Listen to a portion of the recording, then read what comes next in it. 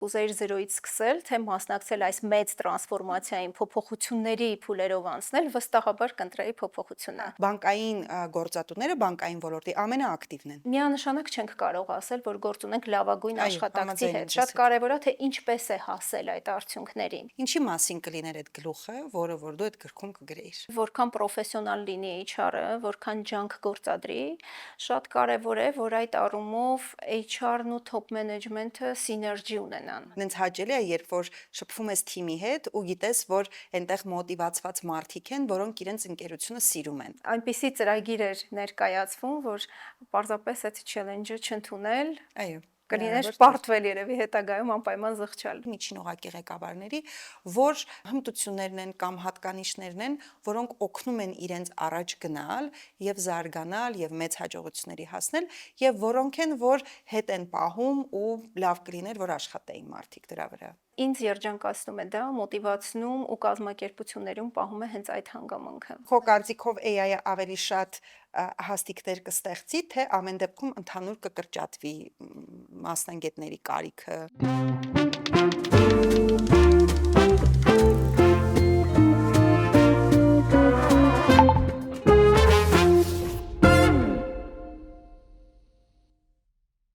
Ողջույն բոլորին, ես Լուիզան եմ Ստաֆեմից, բարի գալուստ Beyond Podcast։ Այսօր շատ հետաքրքիր հյուր ունեմ եւ թեման, շարունակում ենք նախորդ էպիզոդի թեման, HR-ն է, հա, մեր սիրելի թեմա, HR, կորպորատիվ մշակույթ, տրանսֆորմացիա, այդ ամբողջի մասին այսօր հասցնելու ենք խոսենք։ Եվ իմ հյուրն է Ամիո բանկի կորպորատիվ մշակույթի եւ մարդկային ռեսուրսների կառավարման ղեկավար Ռիփսիմե Գլիչյանը։ Ռիփսիմե ջան, ողջույն։ Ողջույն Լուիզա ջան։ Շատ ուրախ եմ այսօր քեզ հյուրընկալել եւ այն թեմաները, որոնք որ պատրաստել ենք եւ քո հետ խոսելու ենք, անձամբ ինձ էլ շատ հետաքրքիր է եւ մաղթում եմ մեզ լավ ժամանց, անկախ ամեն ինչից լավ էպիզոդ։ Շնորհակալ եմ Լուիզա ջան։ Ես էլ անչափ ուրախ եմ լինել ձեր հյուրը։ Վստահ եմ հաճելի զրույց ենք ունենալու, հուսամ նաև օգտակար զրույց կլինի մեր հետևորդների ու լսարանի համար։ Միշտ օգտակար է լինում։ Ու սենց շատ բան կտրուկ հարցից սկսեմ։ Ինչն է ձեզ երջանկացնում աշխատավայրում։ Ինչից եք երջանիկ ձեզ զգում աշխատելիս աշխատավայրում։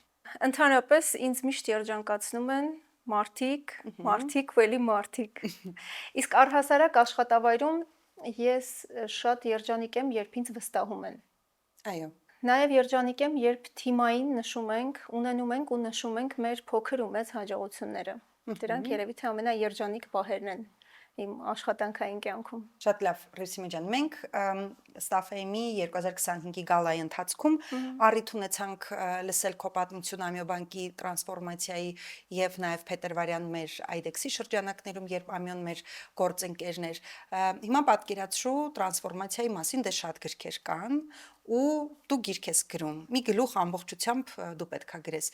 քո փորձի վրա հիմնված, հա, այն ինչը որ դու տեսել ես քո Ամիոյին միանալուց հետո։ Ինչի մասին կլիներ այդ գլուխը, որը որ դու այդ գրքում կգրեիր։ Նախ ուզում եմ ասել, որ չեմ պատկերացնում այնպիսի կազմակերպություն, կարծում եմ համաձայն կլինես ինձ հետ, որ փոփոխությունների միջով չի անցնում կամ տրանսֆորմացիայի մեջ չի։ Նույնիսկ մենք մարդիկս հիմա ինչպիսի AI տրանսֆորմացիայով ենք անցնում, կամա, անկախ տարիքից սովորում ենք այնպիսի բաներ, որոնք միգուցե թվացել են, որ հնարավոր չի։ Իսկապես տրանսֆորմացիայի մեծ փուլով եմ անցել վերջերս եւ տրանսֆորմացիայի ամենակարևոր կոմպոնենտներից միշտ եղել եւ մնում է communication-ը։ Մաքուր, լավ կազմակերպված, մշակված եւ եթե բավականաչափ ժամանակ ենք տրամադրում communication-ի, այսինքն հաղորդակցությունը այն մարդկանց հետ, ովքեր էլի մեզ հետ անցնում են տրանսֆորմացիայով, ովքեր ենթարկվում են փոփոխության, ովքեր պետք է իմանան ուր ենք գնում, ինչի համար ենք գնում։ Եթե լավ ենք կազմակերպում communication-ը, ես վստահ եմ, որ ավելի արագ ենք գնում, ավելի սահուն ենք անցնում մնացած ճանապարհը։ Եվ ճիշտ communication-ից է, որ ծնվում է երկրորդ ամենակարևոր կոմպոնենտը, trust-ը։ Հա, վստահությունը։ Այո, վստահությունը։ Եթե թիմում վստահում ենք բոլորս միմյանց, հատկապես արագությունը, ինչի վրա է դա ազդում, արդյունքներին հասնելու արագության վրա։ Ամենակարևոր կոմպոնենտներից նաև, որ շատ կուզեմ նշել, նոր թիմակիցների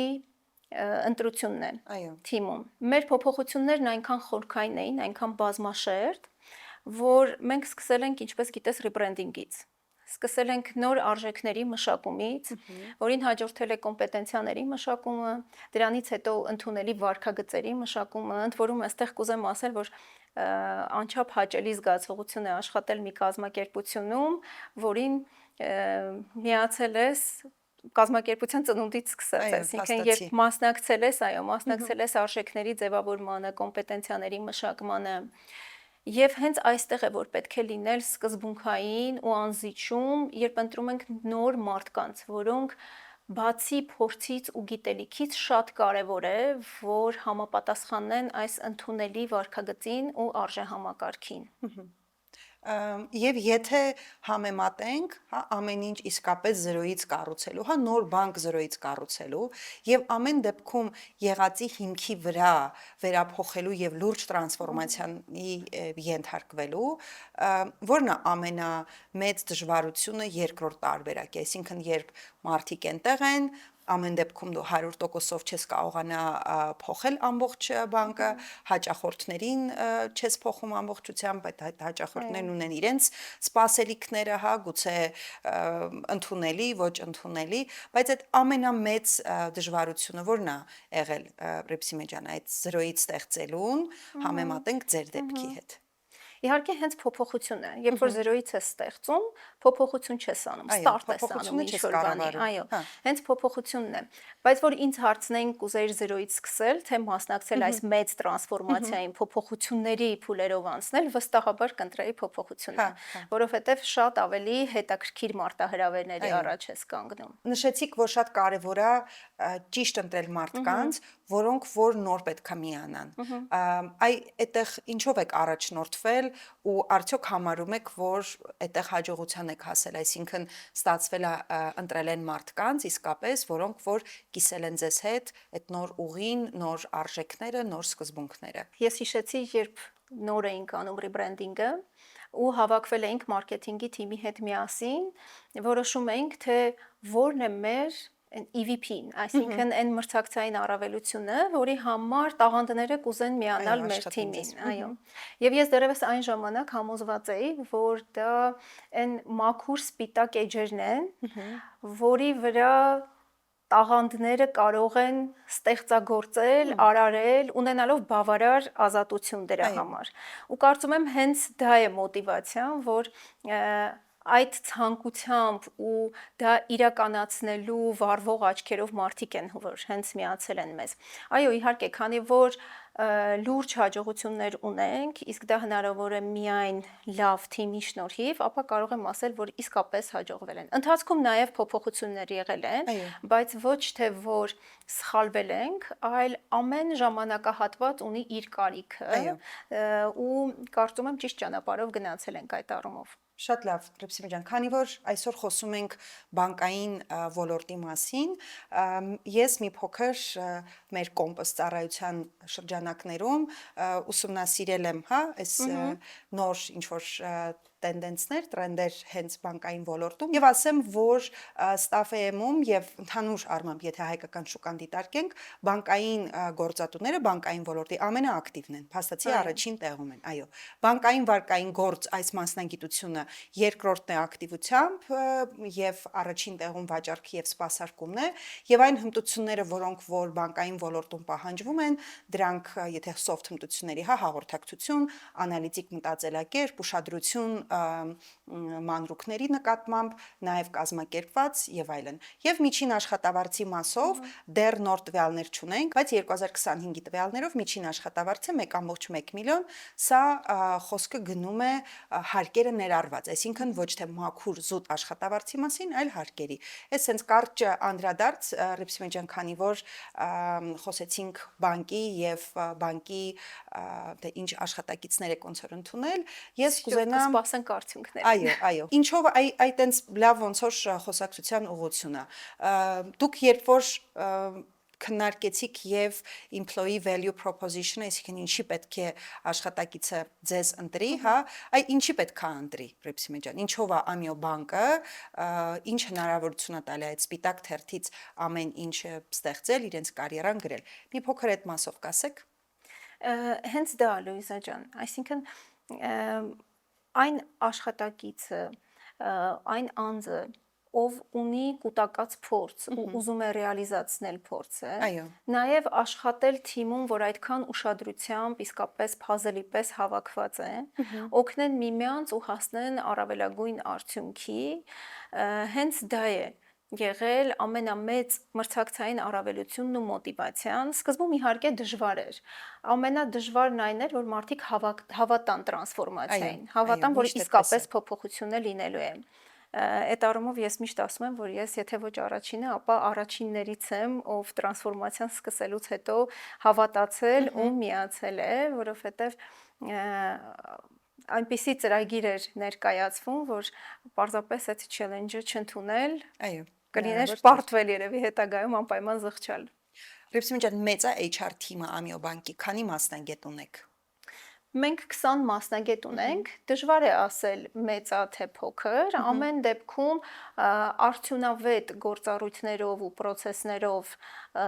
համալրված, կարծում եմ ոչ մեծ է, ոչ փոքր, այնուամենայնիվ ներառում է գրեթե բոլոր ժամանակակից գործառույթները, որ առնվազն լոկալ շուկայում մենք ունենք։ Եվ հարցս հետևյալն է, դուք լինել ստորաբաժանման ղեկավար կամ թիմի ղեկավար, հա, HR-ի ուղղությամբ, այդ ուրիշ հմտությունների պահանջ է այդտեղ եւ ուրիշ մոտեցումների, բայց ղեկավարել ՄՌ ղեկավարներ, հա, ոնց որ դուք ասցիք, հա, տարբեր ուղղություններ ունեք, բնականաբար յուրաքանչյուրն իր ուղղությունը։ Այդտեղ ո՞րն է ամենահետաքրքիր մասը, գեղեցիկ մասը, ո՞րն է մարտահրավերները, ինչ եք դեռ սովորում։ Ես հիշում եմ, երբ նոր կանգնած էինք մարտահրավերի առջև, որ պետք է ստեղծեինք HR թիմը, HR գործառույթները, եւ մի անգամ զրուցում էի իմ իմաստուն ընկերներից մեկի հետ, ով նաեւ քոուչ է, մի հետաքրքիր բան ասաց չմոռանաս, որ դու դեպարտամենտ ես սարքելու։ Այո։ Իրականում գիտեի, որ դեպարտամենտ եմ սարքելու, բայց մի տեսակ սթափեցուցիչ եղավ այդ արտահայտությունը, որովհետև ավելի հետաքրքիր դասավորվեցին առաջնահերթությունները։ Ու ամեն անգամ, երբ շեղվում էի առաջնահերթություններից,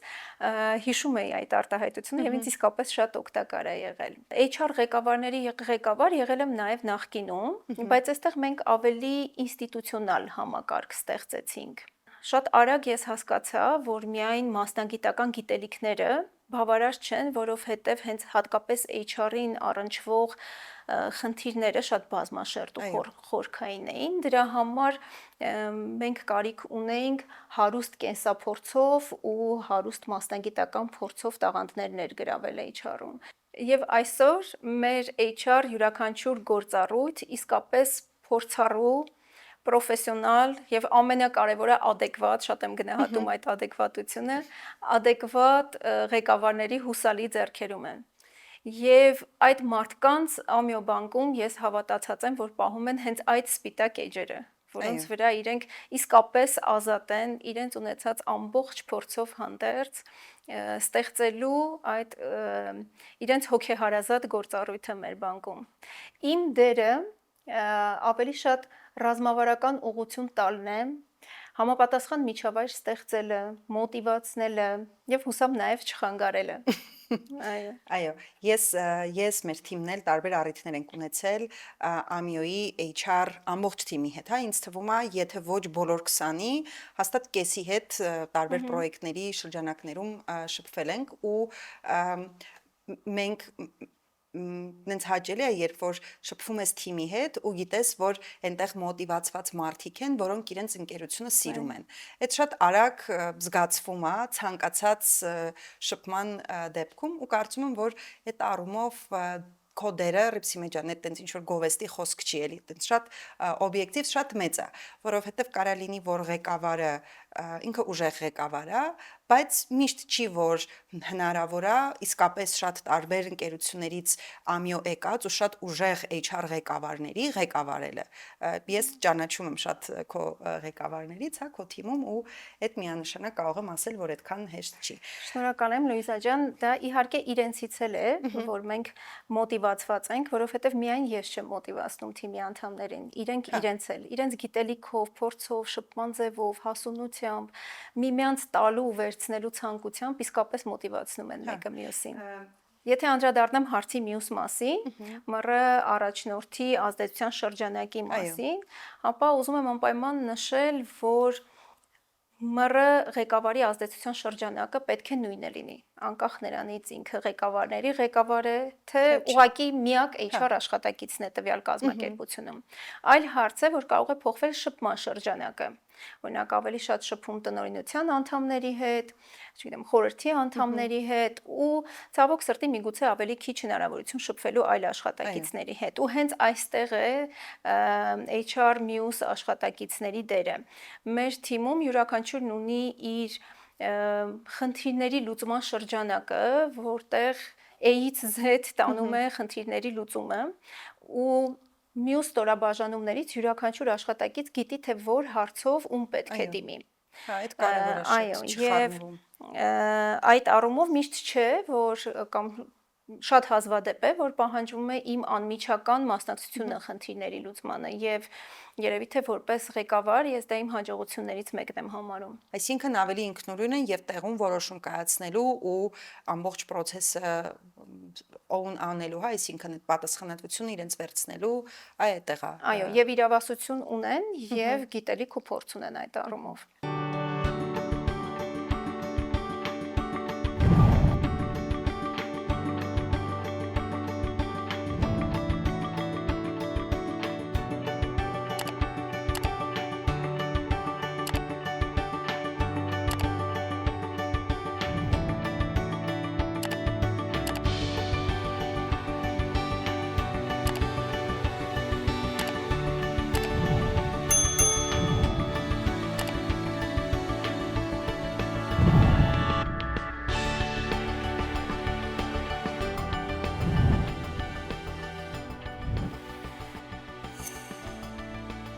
Լիպսիմեն ջան, բանկում աշխատելու մասին, բանկային ոլորտում, հա, ամյոյի մասին չի խոսք առհասարակ, շատ կարծրատիպեր կան, հատկապես այն մարդկանց մոտ, որոնք չեն աշխատել երբեք բանկում։ Ես դե 10 տարի աշխատել եմ եւ իմ կարիերան էլ շատ բեղուն է եղել եւ շատ ստեղծարար, հա, լիքը բաներ եմ հասցրել անել։ Այ հիմա այս этаպում ինձ թվում է ամյոյի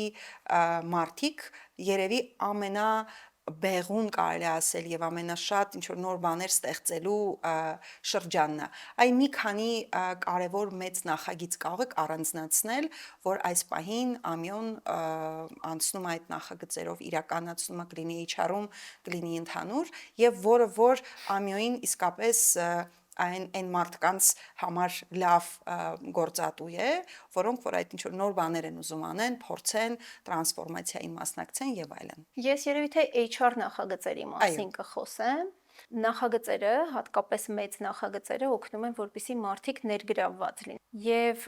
մեծ նախագծերից ուզում եմ նշել անցած տարվա մեր team building-ները,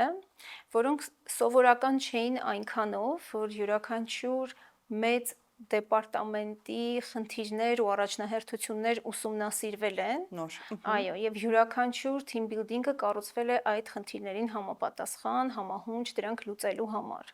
Դրանք եղել են town hall team building-ներ, այսինքն հնարավորություն են ունեցել աշխատակիցները շփվել նաեւ top management-ի հետ, հարցեր տալ, պատասխաններ ստանալ։ Շատ կարեւոր էր անցած տարի, որ ավելի մասշտաբային արեցինք մեր strategic session-ները։ Եվ մեր mid management-ի մեծ մասը հնարավորություն ունեցան մասնակցելու մեր հաջորդ տարվա, այո, ստրատեգիայի ռազմավարության Իսկ այդ ինչ մշակմանը։ ֆորմատով արեցիք, World Cafe-ով, թե տենց հարց ու Այո, պատասխանով։ սկսեցինք World Cafe-ով, որտեղ հնարավորություն ունեցան յուրաքանչյուր, այ դուք անում եք, չէ՞, յուրաքանչյուր մեր սեղան, այո, IDEX-ի նման յուրաքանչյուր սեղան իրենից ներկայացնում էր ստրատեգիկ առաջնահերթության որևէ թեմա, եւ բոլորս հնարավորություն ունեինք մեր գաղափարները, այն խնդիրները, որ կարծում ենք կան այդ թեմայի շուրջ բարձրացնելու, հետո կոնսոլիդացրեցինք, թեման բարձրացավ վերև, մշակվեց, վերջնական պատկեր ստացավ ռազմավարության եւ նույն կերպ այն մարդիկ, ովքեր մասնակցել էին մշակմանը, ստացան նաեւ այդ communication-ի կարևոր մասը, թե ինչպես գնացինք ու ինչպես հետեկանք ու ներկայացրեցինք արդեն վերջնական ռազմավարությունը, որպեսզի բոլորը ներգրավվածվեն։ Եվ այն որոշումները, որոնք որ կայացվեցին, փաստացի մարդիկ դրա մեջ իրենց մասնակցությունը, այո, գրողներն են եւ թերևս ամենալավ տարբերակն է հետո դուք պետք չի նորից գնալ, ասել գիտեք, մենք նստել ենք, քննարկել ենք, որոշել ենք, որ այս ուղղությամբ են գնալու, իրանք արդեն այդ ամեն ինչի մեջ կան։ Ռիփսիմե ջան, ինչպիսի մշակութային ծրագրեր ունեք թիմակիցների համար նախատեսված, որոնք խթանում են ներգրավվածությունը բանկում։ Մի քանի մեծ ծրագրերից արդեն խոսեցի, պատմեմ նաև մասնաճյուղերի աշխատակիցների ներգրավվածությունը ապահովող ծրագրից, հիմա ընթացիկ ունենք ամյո մշակութային սեզոններ միջոցառումը ծրագիրը, որը կազմակերպվում է տարվա յուրաքանչյուր սեզոնին, բովանդակությունը կայանում է նրանում, որ յուրաքանչյուր մասնաճյուղից ընտրում ենք որոշակի չափանիշով ընտրում ենք մեկական աշխատակից, նրանց միանում են գլխամասի այն աշխատակիցները, ովքեր ամենաշատն են շփվում մասնաճյուղի աշխատակիցների հետ, ու մի ամբողջ, ընդ որում աշխատանքային օր անցկացնում են միասին նախաճաշից մինչև ընթրիք, հետո երեկույթ, հնարավորություն են ունենում հանդիպել մենեջմենթի հետ, տալ իրենց ուզող հարցերի պատասխանները, լսել որոշակի մեսիջներ իրենցից, ունենում են նաև մշակութային, շուտով ամռանը նաև բացօթյա հետաքրքիր միջոցառումներ։ Այսինքն այդ ամեն սեզոնի եղանակին քանի աշխատակից է հավաքվում մոտավորապես։ Մոտավորապես երևի 50-ից 60, այո, 30-ը մասնաճյուղերից, յուրաքանչյուր մասնաճյուղից մեկական, ընդ որում ոչ ղեկավար աշխատակիցներ, եւ նրանց միանում են գլխամասի այն աշխատակիցները, որոնց ձայնը միգուցե միայն հեռախոսով են լսած լինում։ Բանկերում այդպես է։ Ռիփսիմե ջան, փաստացի եւ ամյոյում եւ նախորդ ձեր փորձերում, քանի ղեկավարել եք ղեկավարներ, մարդկանց մենթորության, ակամայից մենթորության փորձել ունեք, հա, եթե տենց ամփոփենք ձեր ընդհանուր 2 տասնամյակի մենթորության փորձը, մարդկանց մեջ որ կարող ենք ընդհանուր մասնագետների ասել կամ նույնիսկ ղեկավարների, միջին օղակի ղեկավարների, որ հմտություններն են կամ հատկանիշներն են, որոնք օգնում են իրենց առաջ գնալ եւ զարգանալ եւ մեծ հաջողությունների հասնել եւ որոնք են, որ հետ են պահում ու լավ կլիներ, որ աշխատեին մարդիկ դրա վրա։ Ամենաշատը հարցիդ մեջ ֆիքսեցի առաջ գնալը, երևի կյանքի փուլից է, որ ավելի հաճախ են հիմա սկսում մտածել, ինչա նշանակում առաջ գնալ, արդյոք երջանկացնում է դա մարդուն, արդյոք իսկապես ուղղահայաց աստիճանով բարձրանալն է նշանակում առաջ գնալ, երևի թե յուրաքանչյուրի համար իր կյանքի փորձից, կյանքի փուլից է կախված այդ դրա վերաբերյալ մտորումները, առհասարակ տարբեր միջավայրերում տարբեր կերպ են առաջ գնում, ես միանշանակ ընտրում եմ այն միջավայրերը, որտեղ առաջ են գնում իրենց ներգրավվածությամբ, իրենց արժեհամակարգով, իհարկե նաև գիտելիքով, բայց գիտեք, երբեք չեմ կարողանում անտեսել այն side effect-ները, այն նեգատիվ ազդեցությունը, որ կարող է ունենալ ոչ ճիշտ վարքագիծը կամ ոչ համապատասխան մեր մշակույթին ընտրված աշխատակիցը կամ գործունեությունը, որովհետև երբ գործ ենք ունենում աշխատակցի հետ, ով 100%-ով իրագործել է իր առջև դրված խնդիրները, իսկապես միանշանակ չենք կարող ասել, որ գործ ունենք լավագույն աշխատակցի հետ, շատ կարևոր է, թե ինչպես է հասել այդ արդյունքներին, եթե հասել է կազմակերպությանը պատճառելով ոչ շոշափելի կամ միգուցե նաև այլ իմաստով շատ էլ շոշափելի վնասներ պատճառելով, ապա միանշանակ չէ, որ գործ ունենք լավագույն աշխատակցի հետ։ Կազմակերպությունում պետք է առաջ գնա այն աշխատակիցը, ով իր բոլոր գործողություններում ուղղորդվում է կազմակերպության շահից ելնելով, ով թիմային է, ու շատ կարևոր բան կա, ով անտարբեր չէ կազմակերպության խնդիրների նկատմամբ։ Մեր էպիզոդի սկզբում հարցրեցի ձեզ ինչն է երջանկացնում աշխատավայրում ու այսպիսի ուսումնասիրություն կա, որ աշխատանքից գոհունակ, հա, այսպես եթե կարող ենք ասել, աշխատանքով երջանիկ մարդիկ, 13-ից 15% ավելի արդյունավետ են աշխատում։ Ես կոնկրետ մտածում եմ, որ եթե մարդը գոհ չի իր աշխատանքից, իր արդյունավետությունը 50-ից 60%-ով անկում ապրում։ Ես ինչ-որ հաշվարկներ այդպես չեմ արել, բայց իմ մաթեմատիկական ոնց որ բեքգրաունդը ինձ թույլ է տալիս այդ։ Եվ առհասարակ կարծում եմ, որ եթե էպիզոդիկ բնույթ չի կրում շատ կարճ, այլ երկարատև է այդ ոչ գոհունակ վիճակը, անպայման պետք է մարդը աշխատանքը փոխի։ Այդ արդյունավետության մասով, հա, լինել կիսել ընկերության սկզբունքները, լինել երջանիկ աշխատավայրում եւ արդյունավետությունը բարձր լինի։ Կիսում եք այդ կապը եւ ընդհանրապես ինչ ես կարծում Ռիփսիմե ջան, ոնց են այդ երկուսը իրար հետ կապված։ Քանի որ տոկոսներից շատ խոսեցինք, ասեմ, որ 100%-ով կիսում եմ այդ կարծիքը։ Վստահ եմ, որ նույնիսկ ավելի, այո, ոնց որ դու ասացիր, ավելի մեծ ազդեցություն է ունենում։ Բիզնես սկուլի բանն է, հետազոտությունը ինձ ավելի բարձր է։ Կարծում եմ ավելի նույնիսկ ազդեցություն է ունենում։ Ընդհանրապես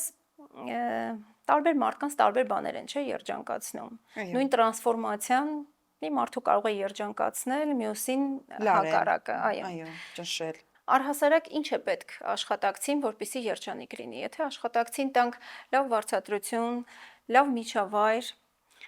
մասնագիտական ու գիտելիքների աճի հնարավորություն, ներգրավվածություն,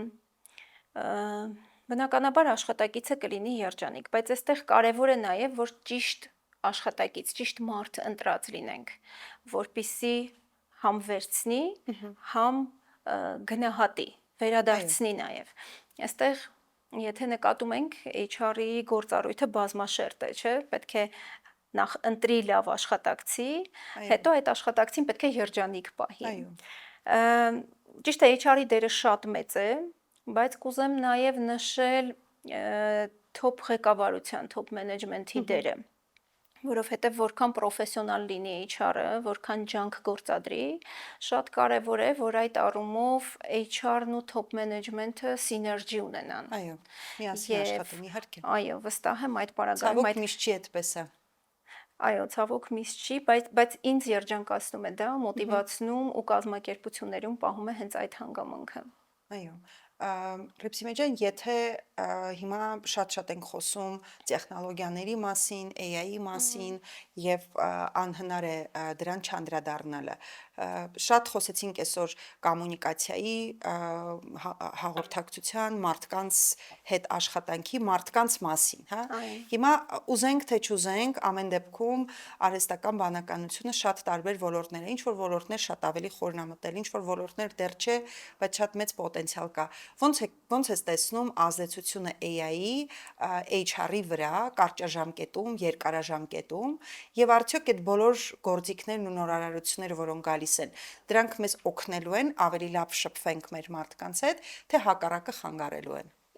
Շփվելը հետաքրքիր էր, բայց շփվելը կուզեմ դեռևս շփվելուն չանդրադառնամ, որովհետև AI-ը հենց շփվելուն է երևի թե խանգարում ամենաշատը։ Մենք հիմա զգում ենք AI-ի ազդեցությունը։ Ես հիշում եմ, երբ ուզում էի հասկանալ, թե տեխնացուն ուշադիր է դետալներին, թե չէ,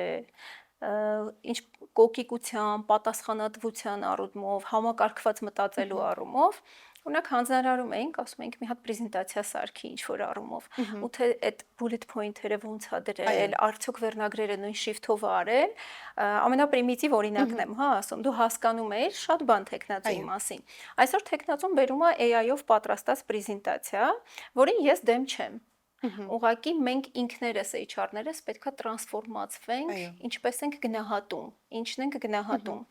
Այդ պարագայում մենք գնահատում ենք, որքանով է տեխնացուն պատրաստ խոսել AI-ի հետ։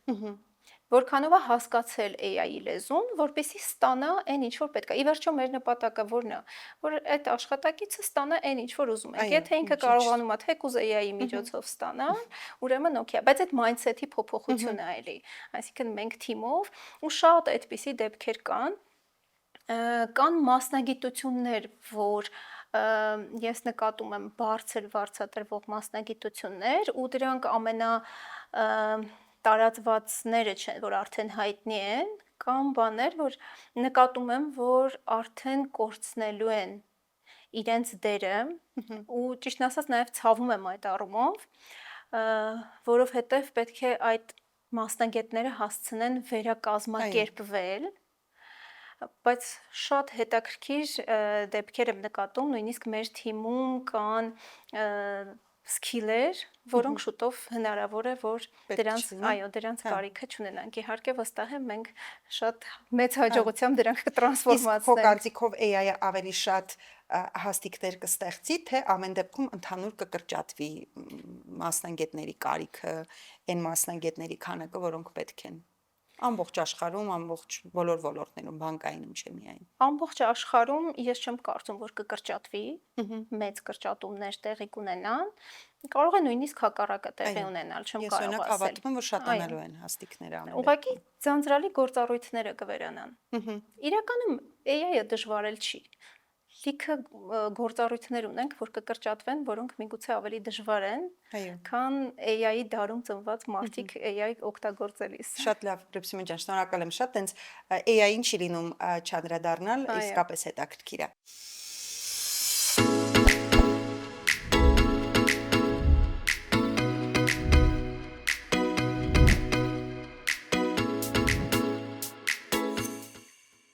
Դու ինչպես ես եկել HR, ես գիտեմ, որ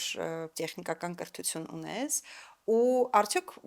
մտածել ես, որ, չգիտեմ, HR կլինես, ու ինչ խորհուրդ կտաս երիտասարդներին, որոնք հիմա տարբեր ոլորտներում են, ու գուցե չեն էլ մտածել HR լինելու մասին, իրանց ինչ խորհուրդ կտաս մտածել։ Դու ոնց ես եկել, հələ սկսենք այդտեղից։ Պատմեմ, ես տնտեսագիտական կրթություն ունեմ, ու երբևիցե չեմ մտածել, որ HR ուղղությամբ կգնամ, պարզապես երբ առաջին անգամ գնացի մեր բանկերից մեկում արտադրական պրակտիկայի, ինձ այնտեղ HR-ը առաջարկ արեց, որ ես մնամ HR-ում։ Պիտի անկեղծ ասեմ, այն ժամանակ մտածեցի, թե առաջարկ ունեմ, մնամ, հետո կփոխեմ, դե ի վերջո բանկում եմ, հետո կփոխեմ, բայց իմ գործունեության ամբողջ ընթացքը անցավ HR-ում, երևի թե մարտահրավերները, որ այդքան բազմաշերտ էին, այդքան դժվարին, ինձ գրավեցին ու մնացի։ Երբեմն առնչվում եմ այնպիսի դժվար իրավիճակներին, որ մտքումս ասում եմ իմ երեխաներից որևէ մեկը, որ ցանկանա HR դառնալ, չեմ թույլ տալու։ Դենց այն բժիշկներն են, չէ, ասում են, չէ, չեմ ուզում երեխան բժիշկ դառնա։ Ռիփսիմե ջան, իսկ նոր ավարտներին կամ ավելի երիտասարդներին, ովքեր որ իրենց մասնագիտության ընտրության առջև են կանգնած, ում խորհուրդ կտաս ընտրել HR-ի մասնագիտությունը ու ինչի ընտրեն HR-ի մասնագիտությունը։ HR-ը ամեն ինչ է, Լուիզա ջան։ Ինչ ուզենք։ Տենց բաներ կան, չէ, միմեր կան, չէ, ասենք, չգիտեմ, հոկեբան եւ այլն եւ այլն։ Իսկապես ամեն ինչ է։ Եթե լինես նախաձեռնող, կարող ես ցանկացած գործառույթ կենտրոնացնել HR-ում, խորանալ այդ գործառույթի մեջ։ Եթե իսկապես սիրում ես մարտահրավերներ, եթե սիրում ես մարդկանց հետ չասեմ շփվել, բայց հասկանալ այն խորքային գաղտնիքները, որոնք օգնում են լուծել ամենադժվարին խնդիրները, ուրեմն դա հենց քոնն է։ Իսկ ինչն է խանգարում HR-ին, որ հատկանիշներն են, որ խանգարում են։ Ու պետք է դրանից ձերբազատվել կամ եթե կան դրանք եւ շատ խորն են եւ ցանկություն չկա ձերբազատվելու, ավելի լավ է չընտրեն HR-ի ուղղությունը։ Անտարբերությունը։ Ես պրոֆեսիոնալ չեմ դիտարկում այն HR-ներին, ովքեր համակերպվող են, ովքեր հեշտ ընդունում են կանոնները, ովքեր չեն փոխում, ովքեր իրենց HR համոզմունքները առաջ չեն տանում, այսինքն ինչ են սովորել իրենց ամբողջ պրակտիկայի, իրենց ամբողջ experience-ի ընթացքում ու դա չեն փոխանցում թե ղեկավարներին, թե մնացած աշխատակիցներին, ուղղակի համակերպվում են, որովհետև իսկապես շատ հաճախ շատ դժվար է առաջ մղել HR-ական գաղափարները։ Ճիշտ է։ Հա, այդ խնդիրը կա եւ դա Հայաստանի խնդիրը չի, ամբողջ աշխարհում է այդպես։ Ես շատ տարբեր երկրներ եւ post-սովետական եւ եվրոպական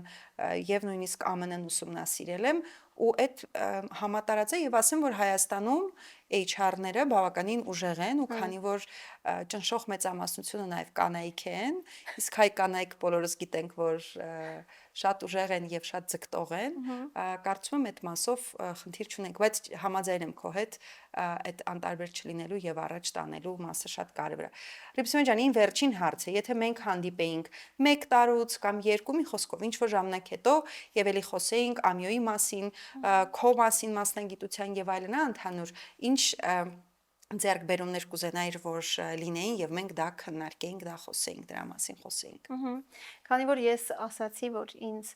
ամենաշատը մոտիվացնում են ձեռքբերումները, երջանկացնում են մարդկանցից հետո ձեռքբերումները, կուզեմ մի քանի ձեռքբերումներ նշել նաև, որ այս պահին ինձ երջանկացնում են։ Օրինակ, մենք վերջերս իրականացրեցինք engagement survey, որ ներքին հարցում է աշխատակիցների միջև ու պարզվեց, այո, ներգրավվածության մասին ու պարզվեց, որ մեր կազմակերպության happiness index-ը 73% է։ Ինչ որ benchmark կա, հետաքրքիր է այլ երկրների կամ այլ բաների հետ, որն է լավ համարվում, որն է վատ, հետաքրքիր է։ Ընդհանրապես կարծում եմ 70-ից բարձրը լավ է, բայց քանի որ դա մեր առաջին survey-ն էր, մեզ համար շատ լավ ցուցանիշ էր, մենք նաև մասնակցություններ, այսինքն 95% մասնակցություն ենք ունեցել, դա արդեն ինքնին խոսում է մարդկանց ներգրավվածության մասին, իսկ 73%-ը դա լոյալ ու ներգրավված մարդկանց վերաբերյալ ցուցանիշ է։ Քանի թիմակից հիմա ամյոյում 1000-ից մի փոքր ավել, 1100։ 1100, շատ լավ ցուցանիշ է իրականում։ Այո, շատ։ Կարող եմ նշել, որ ինձ ուրախացնում է այն փաստը, որ մեր կազմակերպությանը միանալ ցանկացողների թիվը այս պահին 300%-ով ավելին է, այո, քան երբ որ մենք սկսում էինք մեր տրանսֆորմացիան։ Ընդհանուր առմամբ ինձ ուրախացնում է այն, որ մենք ամյոն զարգացնում ենք ինստիտուցիոնալ ու տեխնոլոգիական համակարգեր ստեղծելով, իսկ դա երկարատև հաջողության գրավական է։ Եվ մեր բիզնես արդյունքները իրենց երկար սպասեցներ չեն տալիս ու մեր բիզնես ցուցանիշները եւս մասնավորապես շահույթը ունենք առաջընթաց այդ առումով եւս։ Շատ լավ, Ռիփսիմե ջան, շատ շնորհակալ եմ այսօրվա զրույցի համար, ամենին ցանկանում շատ հաջողություններ, գիտեմ ինչքան լավ առումով ամբիցիոզ են այդ ծրագրերը եւ ուզում եմ, որ իրականանան, նույնիսկ գերազանցեք ձեր սպասելիքները, happiness index-ները, հա, երջանկության ինդեքսները եւ ներգրավվածության ինդեքսները բարձրանան եւ շնորհակալ եմ շատ նաեւ համագործակցության համար, քանի որ շարունակաբար Staff-ի տարբեր նախագծերի ներգրավում եք եւ կարևորում եք թիմակիցների առաջնորդության զարգացումը, հմտությունների եւ ընդհանուր առմամբ իսկապես այն աշխատանքը, որը որ արվում է, դուք ես միշտ այդպես այն շատ աշխատող HR թիմերը միշտ գլուխը կախ աշխատում են, մենք էլ ենք կազմակերպություն ենք, որ առաջինը դա նկատում ենք, դրա համար այդ շատ նկատելի է եւ շատ հաջողություններ եմ ցանկանում Ռիփսիմե ջան։ Շնորհակալ եմ շատ Լուիզա ջան, սիրով համագործակցում ենք ձեզ հետ ու վստահ ենք, որ դեռ համագործակցելու ենք։ Ես հուսամ իսկապես 1 տարի անց կգամ ու ավելի մեծ հաջողությունների մասին կպատմեմ։ Շատ լավ, շնորհակալ եմ շատ, շնորհակալ եմ նաև ձեզ մեզ դիտելու եւ լսելու համար, եւ եթե հավանում եք այն բովանդակությունը, որը մենք ստեղծում ենք, այն հյուրերին ու հրավիրում ենք, այն խորհուրդներով, որոնցով որ կիսվում ենք, անպայման բաժանորդագրվեք մեր ալիքին։ Չմոռանաք զանգակի եւ սրտիկի կոճակը։ Ասեմ, որ մեզ բաժանորդագրվելով դուք մեզ խրախուսում եք, որ նոր բովանդակություն ստեղծեք, հետաքրքիր հյուրեր հրավիրենք։ Դրա համար հուսով եմ, որ կհետևեք եւ այդ կոճակներին կսեղմեք։ Իսկ մենք կհանդիպենք հաջորդ անգամ։